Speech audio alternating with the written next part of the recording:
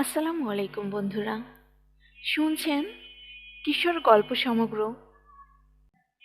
আজ আপনাদের জন্য রয়েছে রকিব হাসানের ৩ গোয়েন্দা সিরিজের গল্প ৩ গোয়েন্দা তৃতীয় পর্ব। সত্যি একটা সমস্যায় পড়া গেল, বলল কিশোর। পরদিন বিকেলে হেডকোয়ার্টারে বসে আছে ২ গোয়েন্দা।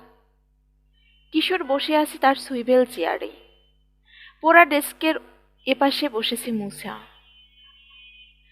রবিন গেছে লাইব্রেরিতে। সমস্যা আসলে দুটো, আবার বলল গোয়েন্দা প্রধান। বলছি, কি করে সমাধান করবে সমস্যার? বলল মুছা। খুব সহজ, রিসিভার তুলে ফোন করো মিস্টার ক্রিস্টোফারকে, বলে দাও তার জন্য ভূতুরে বাড়ি খুঁজে বের করতে পারবো না আমরা। জানাও একটার কাছে গিয়েছিলাম, কোনো মতে প্রাণ বাঁচিয়ে ফিরেছি, আর একবার ওটার কাছে ঘেঁষতে চাই না। মুছার পরামর্শের ধার দিয়েও গেল না কিশোর। আমাদের প্রথম সমস্যা, বলল সে, জানা কে ফোন করেছিল গত রাতে। কে নয়, শুধরে দিল মুছা। বলো কি সে? ভূত, প্রেতাত্মা, ওয়্যারউলফ, ভ্যাম্পায়ার? ওদের কেউই টেলিফোন ব্যবহার করতে জানে না, মনে করিয়ে দিল কিশোর। সে তো পুরনো আমলের কথা, আমরা আধুনিক হয়েছি, ভূতেদেরও আধুনিক হতে দোষ কি?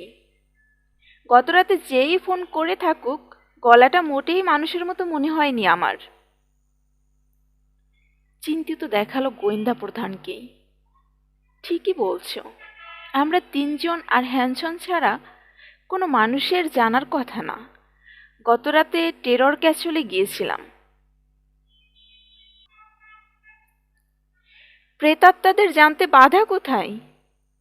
প্রশ্ন রাখল মুসা। তা নেই, অনিচ্ছার সত্ত্বেও সায় দিল কিশোর। তবে দুর্গটা সত্যিই ভূতেরে কিনা দেখে ছাড়ব। জন ফিলবির ব্যাপারে আরও অনেক বেশি জানতে হবে আমাদের। টেরর ক্যাসলে কারো প্রেতাত্মা থেকে থাকলে ওরই আছে। হ্যাঁ, এটা একটা কথার মতো কথা বলেছ, খুশি হয়ে বলল মুছা। এবার বলো দ্বিতীয় সমস্যাটা কি? এমন কাউকে খুঁজে বের করা যে জন ফিলবির সঙ্গে ঘনিষ্ঠভাবে মিশেছে। কিন্তু সে তো অনেক বছর আগের কথা, তেমন কাকে পাবো আমরা? অনেক আর কত? আত্মহত্যা না করলে এখনো বেঁচে থাকতে পারতো জন ফিলবি। তার সঙ্গী সাথীদের অনেকেই নিশ্চয়ই বেঁচে আছে এখনো। হলিউডে খোঁজ করলে তেমন কাউকে না কাউকে পেয়ে যাবই আমরা। তা হয়তো পেয়ে যাব। আমার মনে হয় ফিলবির ব্যাপারে সবচেয়ে বেশি বলতে পারবে তার ম্যানেজার মিস্টার ফিশফিশ। মিস্টার ফিশফিশ? প্রায় চেঁচিয়ে উঠল মুচা। এটা আবার কেমন নাম? ডাক নাম, লোকে ওই নামেই ডাকত। আসল নাম হ্যারি প্রাইস। এই যে ওর ছবি। একটা কাগজ সহকারীর দিকে ঠেলে দিল গোয়েন্দা প্রধান। একটা ছবি, তার নিচে কিছু লেখা। পুরানো একটা খবরের কাগজ থেকে ফটোকপি করে এনেছে রবিন। ছবিতে ২জন লোক, একজন লম্বা, হালকা পাতলা, পুরো মাথায় টাক, হাত মেলাচ্ছে তার চেয়ে সামান্য বেটে একটা লোকের সঙ্গে। মাথায় ঘন চুল, হাসি খুশি সুন্দর চেহারা। টাকমাথা লোকটার চোখ দেখলেই ভয় লাগে। গলায় একটা গভীর কাটা দাগ। ইয়াল্লা! বিস্মিত মুছা। এই জন ফিলবির আসল চেহারা? খামোখাই ছদ্মবেশে অভিনয় করছে। আসল চেহারা দেখলেই ভয় বেশি পেত লোকে। এই চোখ আর গলার কাটা কলজে কাঁপিয়ে দেয়। ভুল করছো, ও নয়। জন ফিলবি হলো অন্য লোকটা। চেহারা সুন্দর, হাসিটাও আন্তরিক। খাইছে! আরো বিস্মিত হলো মুছা। ওই লোকটা ফিলবি? ভূত প্রেত আর দানবের অভিনয় করত? এত সুন্দর মানুষটা? হ্যাঁ, ব্যক্তিগত জীবনে নাকি খুবই লাজুক লোক ছিল ফিলবি। তাছাড়া কোতলাতো, বন্ধুবান্ধব ছিল না বললেই চলে। কি করে জানি ফিসফিসের সঙ্গে ভাব হয়ে গিয়েছিল। শেষে ম্যানেজারে নিযুক্ত করে ফেলল। লোকে আগে ঠকাতো ফিলবিকে, ফিসফিস ম্যানেজার হওয়ার পর আর পারেনি। স্বাভাবিক, মন্তব্য করল মুছা। সামনে না করে কার বাপের সাধ্য, করলেই তো ছুরি বের করবে। ওকে খুঁজে পেলে কাজ হতো, অনেক কিছু জানতে পারতাম ফিলবির ব্যাপারে। কি করে ওর খোঁজ পাওয়া যাবে কিছু ভেবেছ? Telephone guide. গাইডের উপর হুমড়ি খেয়ে পড়ল দুই গোয়েন্দা। শেষ অব্দি নামটা খুঁজে পেল মুছা। এই যে, চেঁচিয়ে উঠল Musa, Harry Price, 812 winding valley road. Phone করবে ওকে? না, লোক জানাজানি হয়ে যেতে পারে, ওর সঙ্গে দেখা করব আমরা। টেলিফোনের দিকে হাত বাড়ালো কিশোর। গাড়ি দরকার। গাড়িটা পাওয়ায় খুব উপকার হয়েছে, কিশোরের দিকে চেয়ে বলল মুছা। আচ্ছা, 30 দিন শেষ হয়ে গেলে কি করব বলো তো? সে তখন দেখা যাবে, বুদ্ধি একটা ভেবে রেখেছি। হ্যালো, কিশোর পাশা, গাড়িটা চাই এক্ষুনি। রিসিভার নামিয়ে রাখলো কিশোর। চলো উঠি, চাষিকে বলতে হবে রাতে দেরি করে খাবো।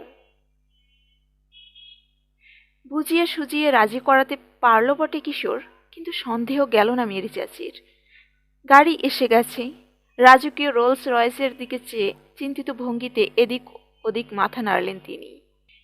এরপর কি করবি কিশোর, তুই জানিস।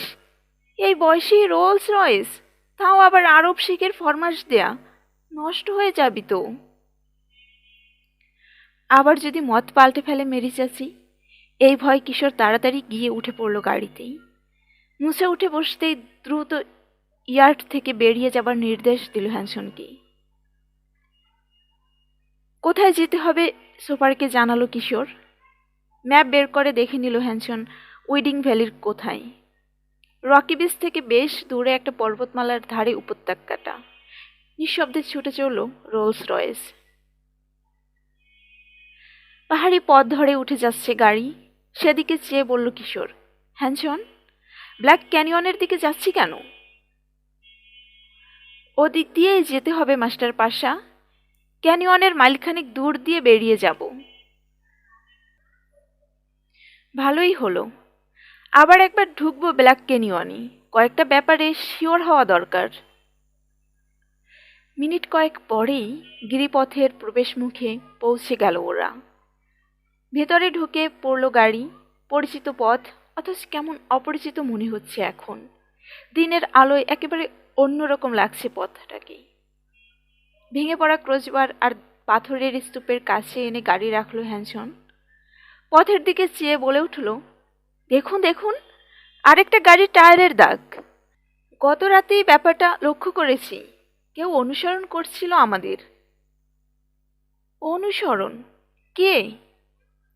একে অন্যের দিকে চাইল মুছা আর কিশোর। আরেক রহস্য মাথাচাড়া দিচ্ছে, বলল কিশোর।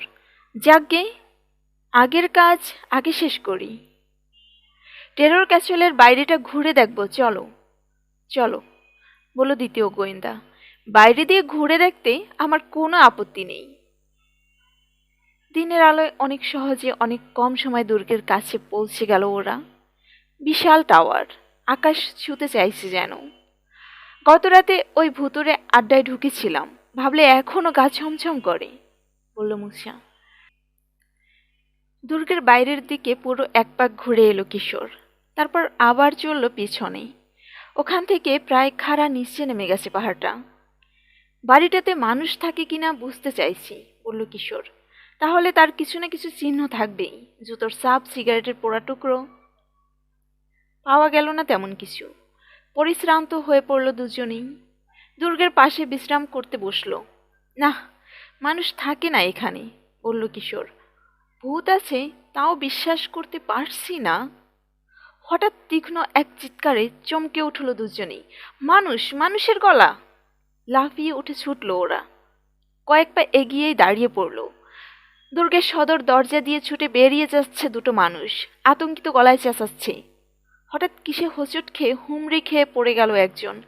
চকচকে কিছু একটা ছিটকে পড়ল হাত থেকে, কিন্তু ওটা তুলল না সে। হাসরে পাসরে কোনো মতে উঠেই সঙ্গীর পেছনে ছুট লাগালো তারা। ভূত না? বিস্ময়ের ঘোর কাটতেই বলে উঠল মুসা। তবে ছোটার ধরন দেখে মনে হচ্ছে ভূতের সঙ্গে দেখা হয়েছে। জলদি বলে ছুটতে শুরু করলো কিশোর। বেটাদের চেহারা দেখা দরকার।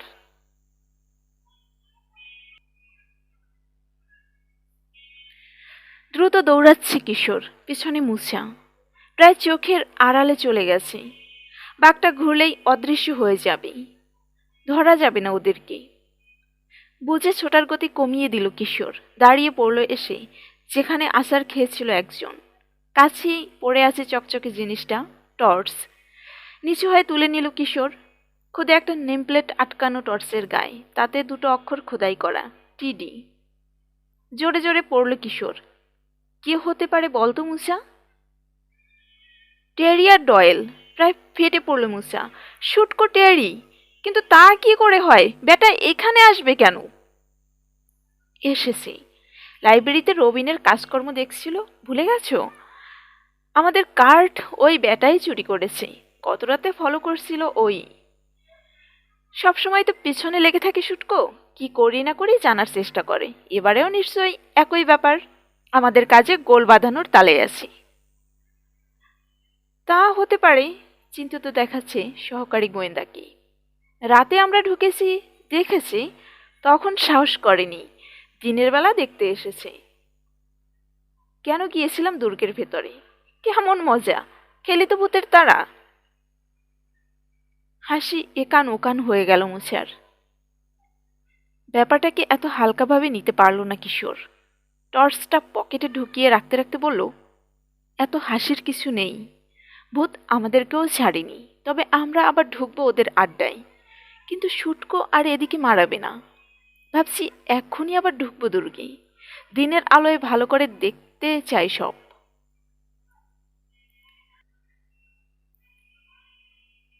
প্রতিবাদ করতে গিয়েও থেমে গেল মুসা। ভারী কিছু ধসে পড়ার শব্দ কানে আসছে। চমকে চোখ তুলে চাইল দুজনেই। ঠিক মাথার উপরে পাহাড়ের চূড়ার কাছ থেকে গড়িয়ে নিচে নেমে আসছে এক বিশাল পাথর।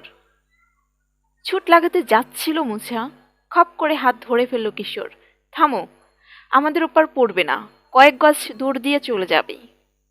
ঠিকই, ওদের কয়েক গজ দূর দিয়ে তুমুল গতিতে ছুটে গেল পাথরটা। 10 গজ নিচের রাস্তায় আছড়ে পড়ল। পথের সর্বনাশ করে দিয়ে চারদিকে কংক্রিটের গুঁড়ো ছড়িয়ে ফেলে গড়িয়ে নেমে চলে গেল ঢালু পথ বেয়ে। ইয়া আল্লাহ, এখনো গা কাঁপছে। গায়ে পড়লে টেরর ক্যাসেলের ভূতের সংখ্যা আরো দুটো বাড়ত। দেখো দেখো, মুসার হাত খামচে ধরে টান দিল কিশোর। ঢালের গায়ে ওই যে ঝোপটা, কে যেন নড়াচড়া করছে ওর ভিতরে। নিশ্চয়ই ব্যাটা শুটকো। অন্য ধার দিয়ে ঘুরে আমাদের অলক্ষ্যে গিয়ে চড়েছে ওখানে। পাথর গড়িয়ে দিয়েছে আমাদের দিকেই। এবার আর ব্যাটাকে ছাড়ছি না আমি। শার্টের হাতা গুটাতে লাগলো মুসা। শিক্ষা দিয়ে ছাড়বো। খাড়াই বেয়ে তাড়াহুড়ো করে উঠতে শুরু করলো দুই গোয়েন্দা। আগলা পাথর আর ছড়িয়ে ছিটিয়ে জন্মে থাকা কাটা ঝোপ বাধা সৃষ্টি করছে। খানিকটা ওঠার পরেই দেখলো ওরা দ্রুত সরে যাচ্ছে একটা মূর্তি। দেখতে দেখতে হারিয়ে গেল এক পাশে। আরো দ্রুত ওঠার চেষ্টা করলো দুজনেই। পাহাড়ের গা থেকে কার্নিশের মতো বেরিয়ে থাকা বিরাট এক চ্যাপ্টা পাথরের কাছে এসে থমকে গেল। ওটা ডিঙানো সম্ভব না। ওখানেই দাঁড়িয়ে জোরে জোরে হাঁপাতে লাগলো দুজনেই। কার্নিশের মতো পাথরটার এক পাশে পাহাড়ের গায়ে বড়সড় একটা চৌকোনা গুহামুখ। গুহার নিচ থেকে টেনে সামনে বেরিয়ে আছে বড় আরেকটা চ্যাপ্টা পাথর, অনেকটা ঝোলো বারান্দার মতো। আরাম করে বসা যাবে ওখানে। ওটার দিকে এগিয়ে চলল দুই বন্ধু। প্রায় পৌঁছে গেছে বারান্দার কাছে, এই সময় মাথার উপর চাপা গম্ভীর একটা শব্দ হলো। তারপরেই পাথরে পাথরে ঠোকাটুকির আওয়াজ। চমকে আবার চোখ তুলে চাইল দুজনেই। এবার আর একটা নয়, অসংখ্য পাথরের ধস নেমে আসছে। বরফের মতো জমে গেল যেন মুছা। কি করবে বুঝে উঠতে পারল না, কিন্তু বুদ্ধি হারালো না কিশোর। এক মুহূর্ত দ্বিধা করলো, পরক্ষণে সঙ্গীর হাত ধরে হ্যাঁচকা টান মারলো। ঝোলো বারান্দার ওপর প্রায় হুমড়ি খেয়ে এসে পড়ল দুজনেই। জোরে এক ধাক্কা দিয়ে মুছাকে গুহার ভেতরে ঠেলে দিল কিশোর। নিজেও গড়িয়ে চলে এলো ভেতরে। দ্রুত গড়াতে গড়াতে গর্তের একেবারে শেষ সীমায় চলে এলো দুজনেই। ঠিক এই সময় প্রথম পাথরটা আঘাত হানলো বারান্দায়। দেখতে দেখতে শুরু হলো পাথর বৃষ্টি। ছোট মাঝারি বড় সব রকমের সব আকারের পাথর পড়ছে এক নাগাড়ে। বজ্রের গর্জন তুলে আছড়ে এসে বারান্দায় পড়ছে পাথর। কিছু গড়িয়ে নেমে যাচ্ছে, কিছু যাচ্ছে আটকে, কিছু গড়িয়ে চলে আসছে ভেতরে। একটার পর একটা জমছে পাথর। দেয়াল উঠে যাচ্ছে গর্তের সামনে খোলা অংশে। গর্তের শেষ মাথায় দেয়ালের গায়ে সেটে বসে রইল দুই বন্ধু। আলো অদৃশ্য হয়ে যাচ্ছে তাদের চোখের সামনে থেকেই। হারিয়ে যাচ্ছে আকাশ। কয়েক সেকেন্ডেই পাহাড়ের ঢালে পাথরের কবরে আটকে গেল ওরা, জ্যান্ত কবর। আলো আর আকাশ পুরোপুরি অদৃশ্য হয়ে গেছে চোখের সামনে থেকেই। ঘুটঘুটে অন্ধকার। বাইরে ধীরে ধীরে কমে এলো পাথর। ধসের গর্জন। স্তব্ধ হয়ে গেছে দুই বন্ধু। নিকষ কালো অন্ধকার। গর্তের ভেতরে ছোট্ট পরিসর। বাতাসে ভাসছে ধূলিকণা। দম আটকে দিতে চাইছে। কিশোর, কাশতে কাশতে বলল মুছা, ফাঁদে আটকে গেছি আমরা, আর বেরোতে পারবো না। দম বন্ধ হয়ে মরবো এবার। নাকে রুমাল চাপা দাও, জলদি, বলল কিশোর। শিগগিরই নেমে যাবে ধূলিকণা। অন্ধকারে হাত বাড়িয়ে সঙ্গীর কাঁধ চেপে ধরল সে। ভেবো না, দম বন্ধ হয়ে মরবো না। ভূমিকম্পের ফলে সৃষ্টি হয়েছে এই গুহা। আমি দেখেছি। একপাশের দেয়ালে বড় একটা ফাটল আছে। কোথায় গিয়ে শেষ হয়েছে জানি না, তবে ওটা দিয়ে বাতাস চলাচল করে। শুটকুকে ধন্যবাদ, ওর সৌজন্যেই একটা টর্চ আছে এখন আমার পকেটেই। ঠিকই, শুটকোকে ধন্যবাদ, ব্যঙ্গ করল মুছা। ওর সৌজন্যেই এই কবরে আটকেছি আমরা। ইস, বগাটাকে যদি হাতের কাছে পেতাম এখন, সরু ঘাড়টাই মটকে দিতাম। কিন্তু ওই করেছে কাজটা, কোনো প্রমাণ নেই। পাথরের ধস কেন নেমেছে কিছুই জানি না আমরা এখনো। বলতে বলতেই টর্চের বোতাম টিপে দিল কিশোর। গাঢ় অন্ধকার চিরে দিল তীব্র আলোর রোশনি।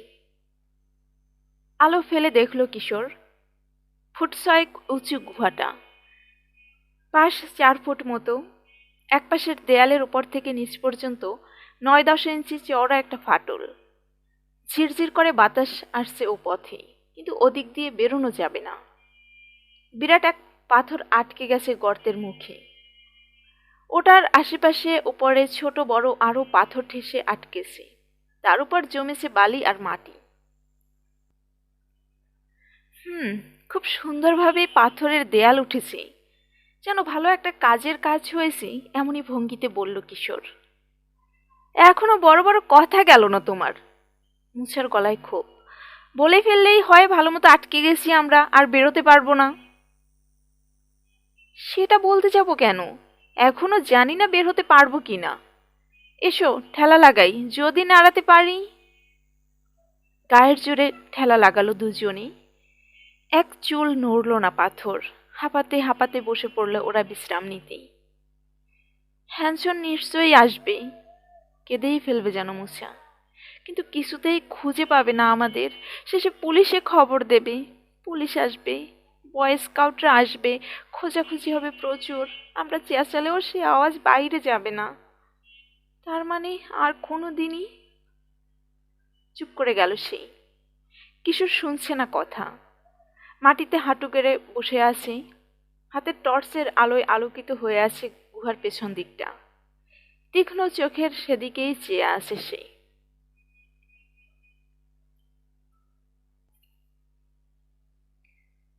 ছাই দেখা যাচ্ছে, বলল কিশোর। কোনো কারণে এখানে আশ্রয় নিয়েছিল কেউ। বলতে বলতেই উঠে গিয়ে ছাইয়ের কাছে বসল সে। এক হাতে টর্চ নিয়ে অন্য হাতে খুঁড়তে শুরু করলো ছাইয়ার ধুলোর গাদা। 1/2 ইঞ্চি মতো বেরিয়েছিল, খুঁড়ে খুঁড়ে প্রায় 1 ইঞ্চি 4 বের করে ফেলল ওটার মাথা। একটা শক্ত ডাল। টানা হেঁচড়া করে ডালটা বের করে নিয়ে এলো সেই। ফুট 4 লম্বা, ইঞ্চি 2 পুরু, এক মাথা পোড়া। কপাল ভালো আমাদের, বলে উঠল কিশোর। ডালটা পেয়ে গেছি। নিশ্চয় এর মাথায় খাবার গেঁথে পুড়িয়ে খেয়েছিল লোকটা। ডালটার দিকে হাবার মতো চেয়ে রইল মুছা। পুরানো আতপোড়া ওই লাঠি তাদের কি কাজে লাগবে বুঝতে পারছে না।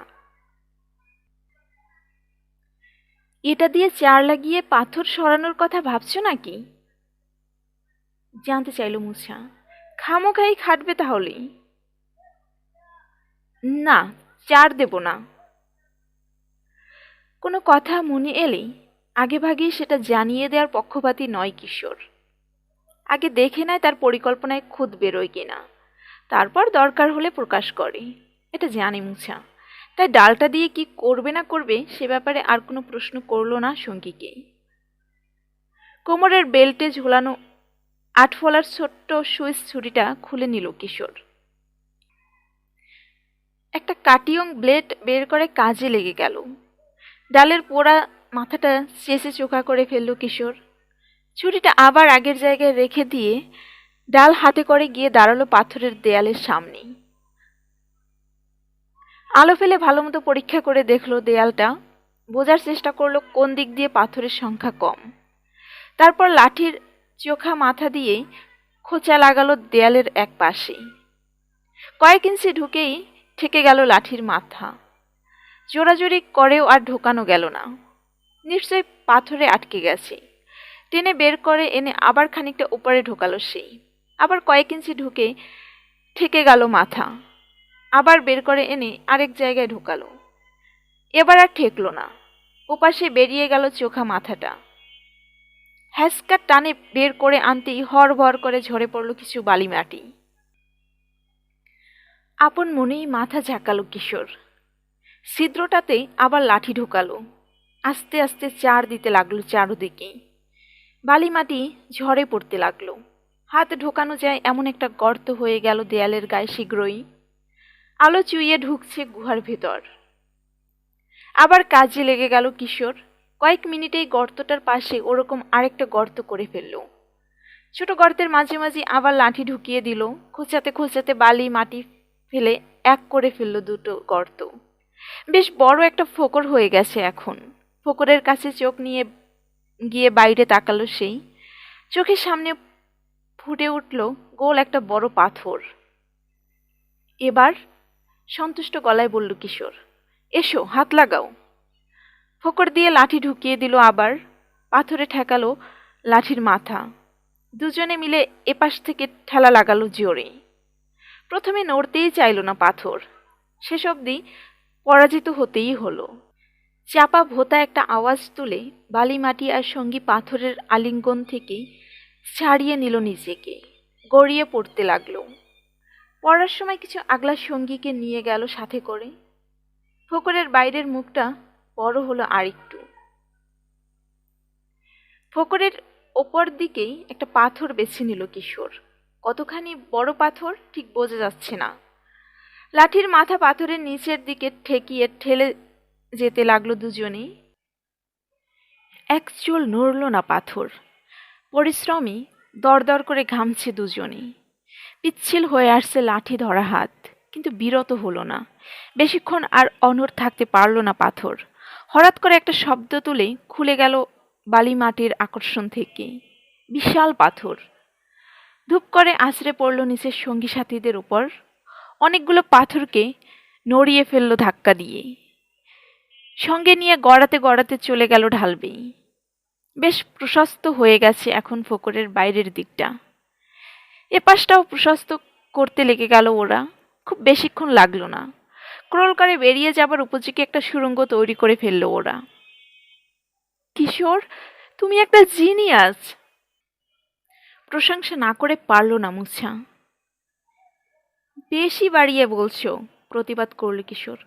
যা করেছি এর জন্যে প্রতিবার দরকার পড়ে না। বাঁচার তাগিদেই মাথায় এসে গিয়েছিল বুদ্ধিটা। কিন্তু আমার মাথায় তো আসেনি। হয়েছে হয়েছে, বেরো এখন। বেশি নড়াচড়া করো না, উপর থেকে পাথর পরে থেতলে যেতে পারে মাথা। খুব সাবধানে পাকাল মাছের মতো দেহটাকে মুচড়ে মুচড়ে গর্তের বাইরে বের করে নিয়ে এলো মুছা। সামনের দিকে হাত বাড়িয়ে দিয়ে মাথা ঢোকাতে বলল বন্ধুকে। বেশি কষ্ট করতে হলো না কিশোরকে। হাত ধরে টেনে ওকে গুহার বাইরে বের করে নিয়ে এলো মুছা। ঢাল বেয়ে নিরাপদ জায়গায় সরে এলো দুজনেই। নিজেদের দিকে তাকাবার সময় পেল এতক্ষণে। সেরেছে, চেঁচিয়ে উঠল মুছা। কেউ দেখলে আমাদেরকে ভূত ঠাউরাবে এখন।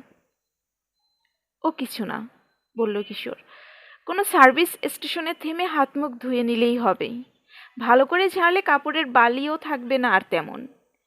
এই অবস্থায় দেখা করতে হচ্ছে না মিস্টার ফিসফিসের সঙ্গে। এত কিছুর পরেও দেখা করতে যাচ্ছি আমরা? অবাক হয়ে বন্ধুর দিকে চাইল মুছা। কেন নয়, ওটাই তো আসল কাজ, সেজন্যই তো বেরিয়েছি। চলো চলো, দেরি হয়ে যাচ্ছে, তাড়া দিল কিশোর।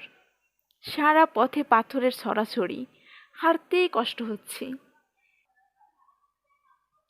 এমনিতে যা লাগার কথা তার দ্বিগুণ সময় লেগে গেল পথটা পেরোতে।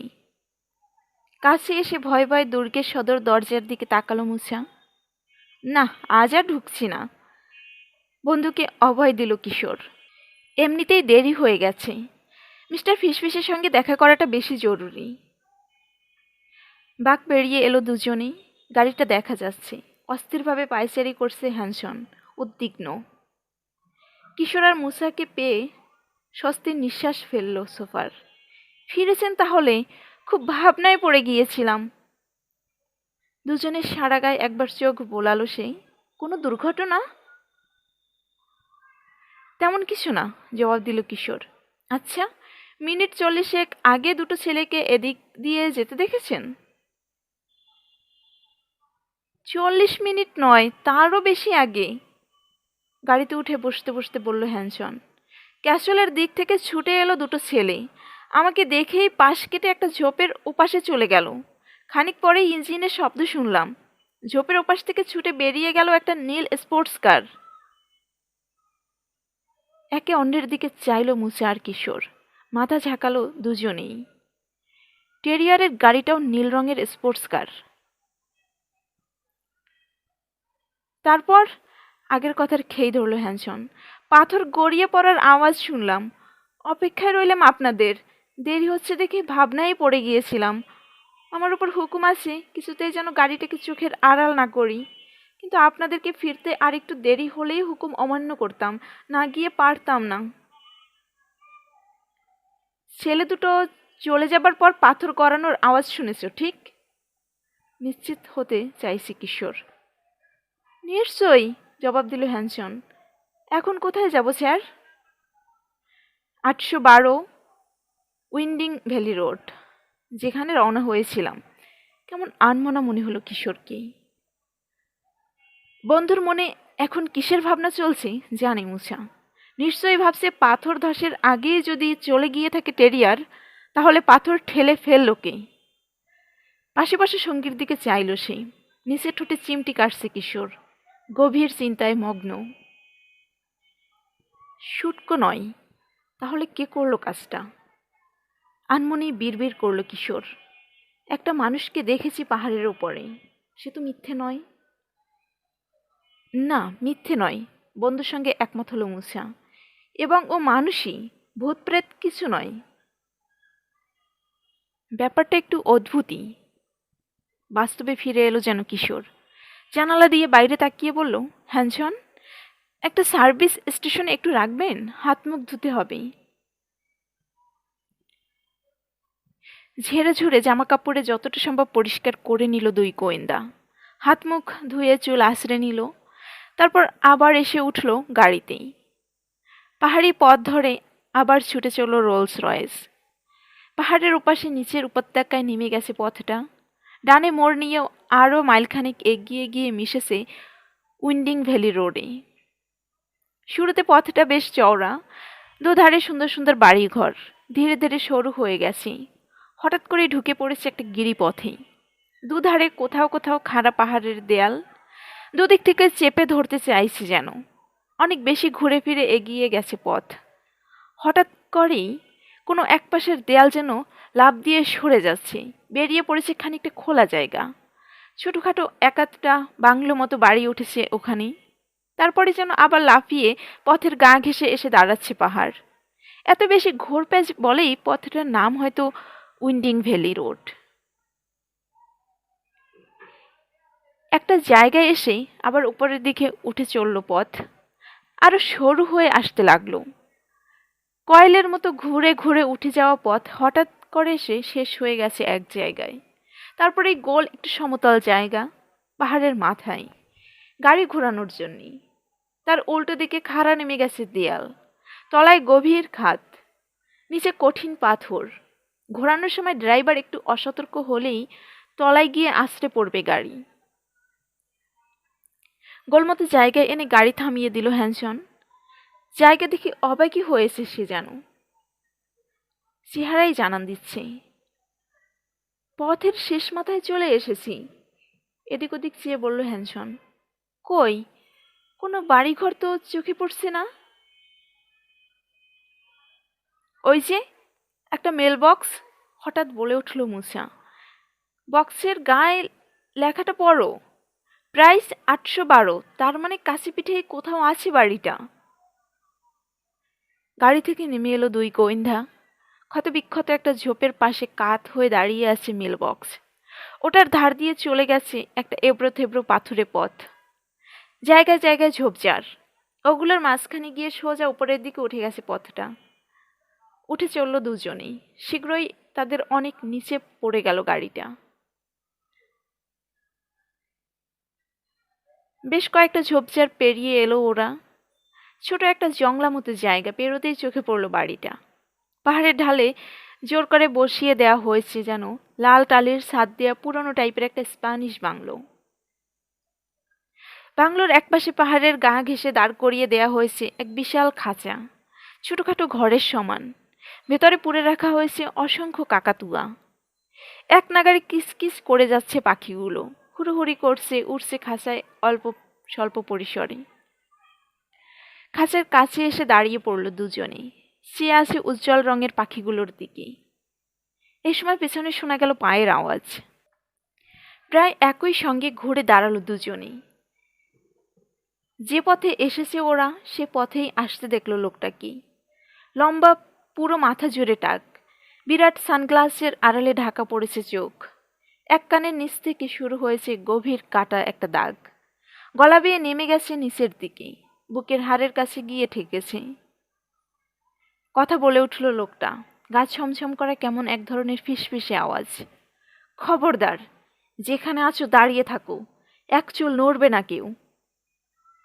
স্থির হয়ে গেল দুজনেই। ধীরে ধীরে এগিয়ে আসতে লাগলো লোকটা। বাহাতে বাগিয়ে ধরা আছে একটা মাছেটে। রোদ লেগে ঝিলিক দিয়ে উঠছে বিশাল ছুরির তীক্ষ্ণতার ফলা। এক পা দু পা করে এগিয়ে আসছে লোকটা। একটুও নড়বে না। ফিসফিসিয়ে উঠল আবার সে। প্রাণের ভয় থাকলে চুপচাপ দাঁড়িয়ে থাকো। মুসার কাছে এই হুঁশিয়ারি অহেতুক, নড়ছে না সে এমনিতেই। হঠাৎ বিদ্যুতের চমক দেখা দিল তার আর কিশোরের মাঝামাঝি। দুজনের উড়ুর কাছ দিয়ে উড়ে গেল মাছেটে, ঘ্যাস করে গিয়ে বিঁধল মাটিতে। হতাশ গলায় বলে উঠল লোকটা, উহু, গেল মিস হয়ে।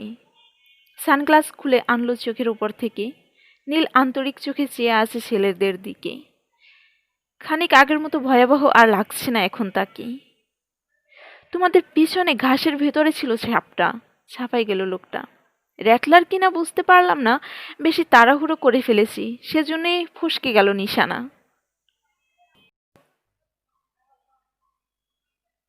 সাদায় লালে মেশানো একটা রুমাল বের করে ভুরুর কাছের ঘাম মুছল লোকটা। পাহাড়ের ওপাশে ঝোপঝাড় পরিষ্কার করছিলাম। বাজে জিনিস, দাবানল ছড়ানোর ওস্তাদ। ইস, ঘেমে নিয়ে গেছি একেবারে। এক গ্লাস করে লেমনেড খেলে কেমন হয়? হ্যাঁ। লোকটার ফিসফিসানিতে অভ্যস্ত হয়ে পড়েছে ইতিমধ্যে দুই গোয়েন্দা। মুছে আন্দাজ করল গলার বিচ্ছিরি কাটাটাই ওই স্বর বিকৃতির জন্যে দায়ী। বাংলোর দিকে হাঁটতে শুরু করলো হ্যারি প্রাইস। পিছু পিছু চলল দুই গোয়েন্দা। একটা ঘরে এসে ঢুকলো। একপাশে লম্বালম্বি পর্দা ঝোলানো, এপাশে একটা টেবিল ঘিরে কয়েকটা ইজি চেয়ার। টেবিলে বড়সড় একটা জগে বরফ দেয়া লেমনেড। পর্দার ওপার থেকে ভেসে আসছে কাকাতুয়ার কর্কশ কিচিরমিচির।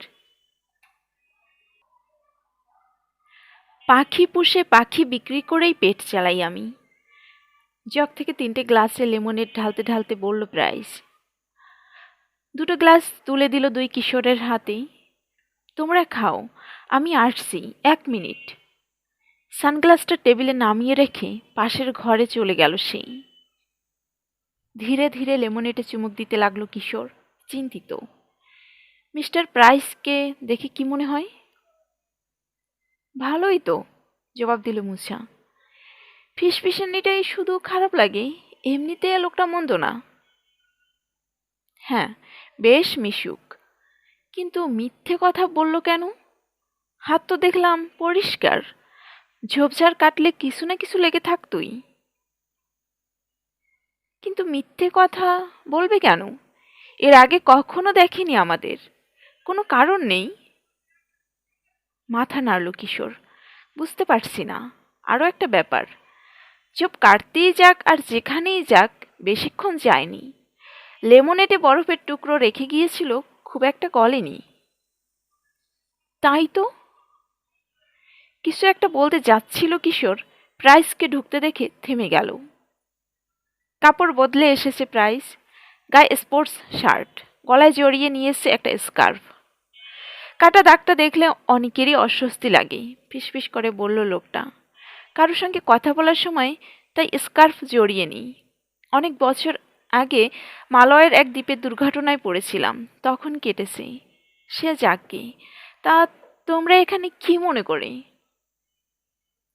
একটা কার্ড বের করে প্রাইসের দিকে বাড়িয়ে ধরল কিশোর।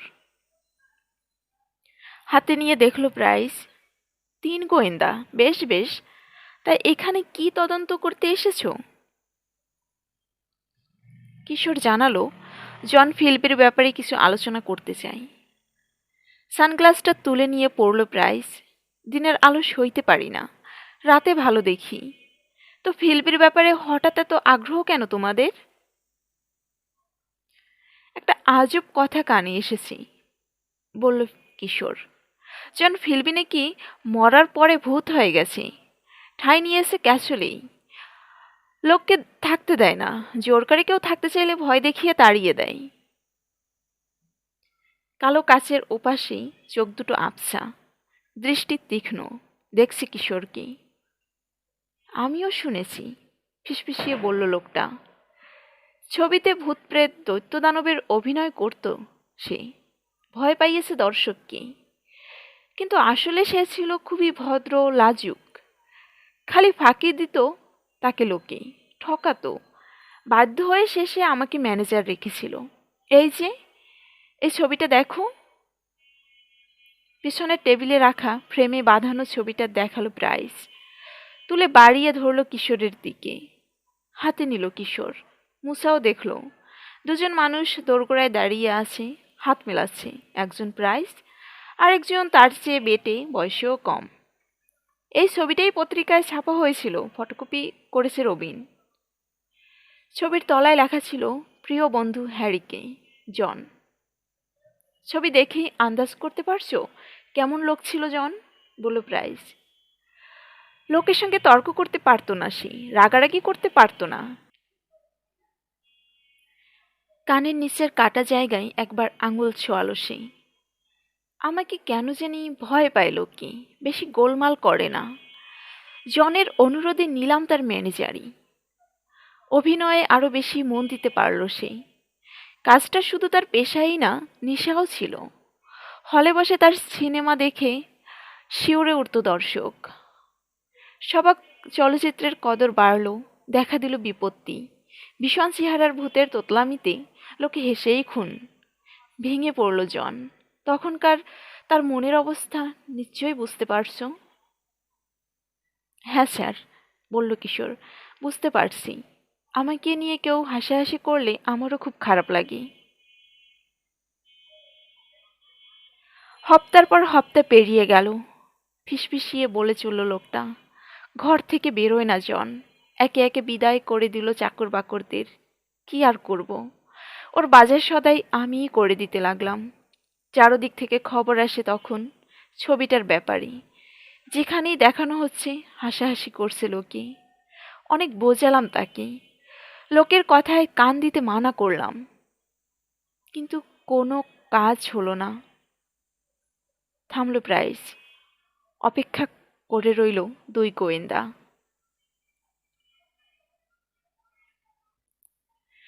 তারপর একদিন আমাকে ডেকে ছবিটার যে কয়টা প্রিন্ট আছে সব জোগাড় করে নিয়ে আসতে বলল জন। কেউ যেন আর না দেখতে পারে ছবিটা, কেউ যেন আর হাসাহাসি না করতে পারে। বেরোলাম, প্রচুর খরচা করে কিনে নিয়ে এলাম সব কটা প্রিন্ট। মরার উপর খাড়ার ঘা মারতেই যেন এই সময় এলো ব্যাংকের সমন। অনেক টাকা ধার হয়ে গেছে, শোধ না দিতে পারলে ক্যাসলটা দখল করে নেবে ব্যাংক।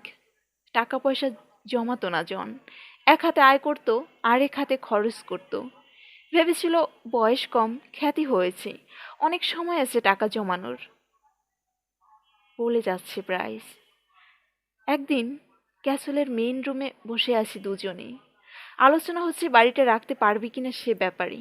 ও বলল মরে গিয়ে হলেও বাড়িটা দখলে রাখবে সে। তার দেহ পচে গলে শেষ হয়ে যাবেই, কিন্তু প্রেতাত্মা বেরোবে না ক্যাসল ছেড়ে। চুপ করলো প্রাইস। কালো কাচের ওপাশে আবছা চোখের দৃষ্টিতে নির্লিপ্ততা।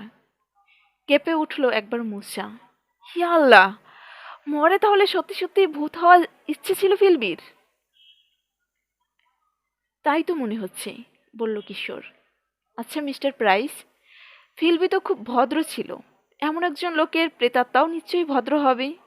লোককে সে ভয় দেখাচ্ছে, তাড়িয়ে দিচ্ছে ক্যাসল থেকে, বিশ্বাস হতে চায় না। ঠিকই, একমত হলো প্রাইস। আমার মনে হয় না জন, লোককে তাড়াচ্ছে অন্য প্রেতাত্মা। ওগুলো অনেক বেশি বাজি। অন্য? ঢোক গিলল মুছা। বেশি বাজি? হ্যাঁ, বুঝিয়ে বলছি। তোমরা জানো পাহাড়ের তলায় সাগরের ধারে পাওয়া গেল জন ফিলবির গাড়ি। মাথা ঝোঁকালো দুই কিশোর। তাহলে এও জানো একটা নোট রেখে গেছে জন, লিখে গেছে চিরকালের জন্য অভিশপ্ত করে রেখে সে টেরর ক্যাসলকে। আবার মাথা ঝোঁকালো দুই গোয়েন্দা। দুজনেই চেয়ে আছে প্রাইসের মুখের দিকে।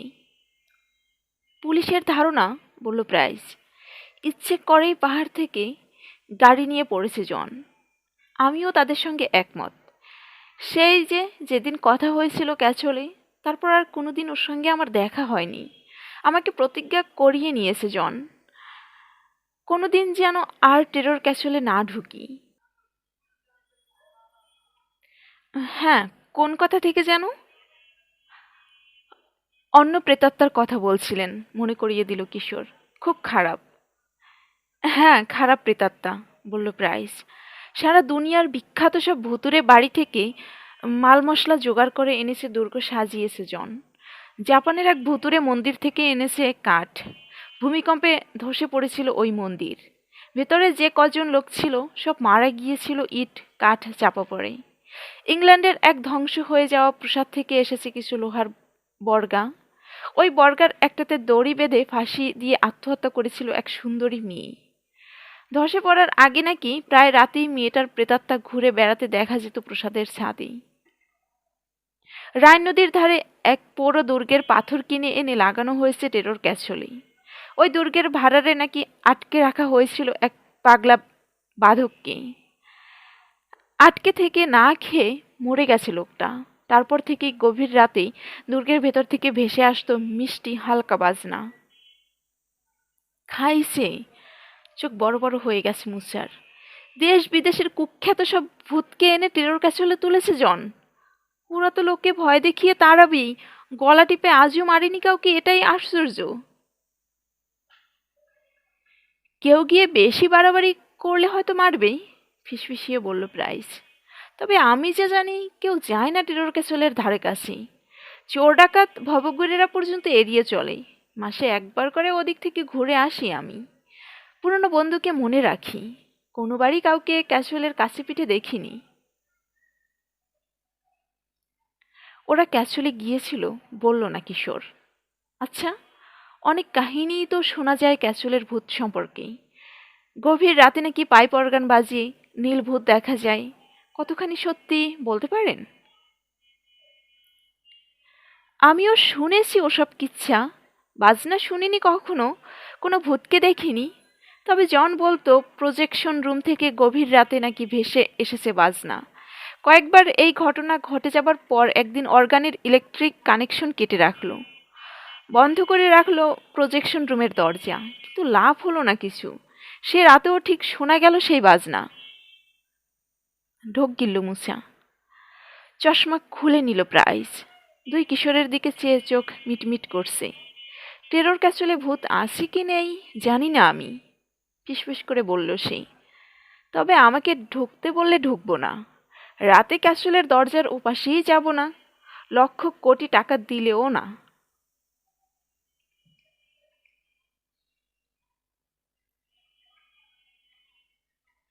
শুনছিলেন রকিব হাসানের ৩ গোয়েন্দা সিরিজের গল্প ৩ গোয়েন্দা তৃতীয় পর্ব। গল্প পাঠে আপনাদের সাথে ছিলাম আমি রাবেয়া রাবু। আমার গল্প আপনাদের ভালো লাগলে লাইক করবেন, কমেন্ট জানাবেন আপনাদের মতামত। আমার পরবর্তী গল্প পেতে আমার চ্যানেলটা সাবস্ক্রাইব করে পাশে থাকবেন। গল্পের নোটিফিকেশন গল্প দেওয়ার সাথে সাথে পাওয়ার জন্য পাশে থাকা বেল বাটনে অবশ্যই প্রেস করে দেবেন। সবাই ভালো থাকবেন, সুস্থ থাকবেন, নিজের এবং পরিবারের সবার খেয়াল রাখবেন, আমার জন্য দোয়া করবেন। আল্লাহ হাফেজ।